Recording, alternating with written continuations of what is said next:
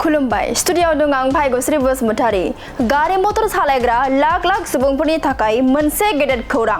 बे बारनिफ्राय 10 बोसोर एबा 10 बोसोरनि बारनाय पुराना गारिफोरा थाव डिपो पेट्रल आरो डिजेल मोननाय नंला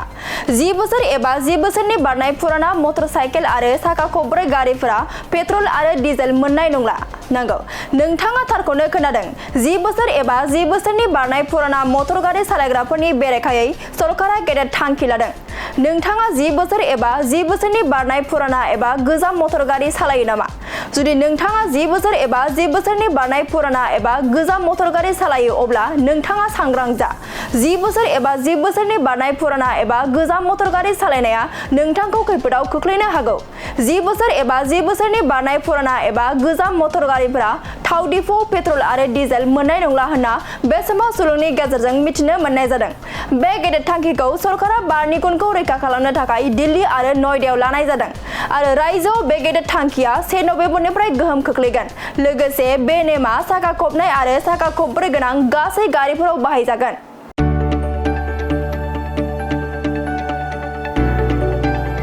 गोजोनथाव खौरां बर'नि आंगोथार गोथाव ओंख्रि जानो मोजां मोनग्रा रायजो राजाफोरनि थाखाय गोजोनथाव खौरां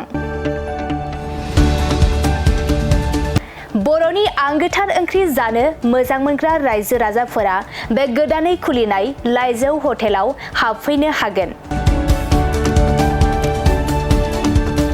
जाखांफुहांनाय लाइमोन फालांगिरि गपेश बसुमतारीया अदालगुरिनि टंलायाव बेखेवदों बर'नि आंगोथार ओंख्रि मोनग्रा गंसे हटेल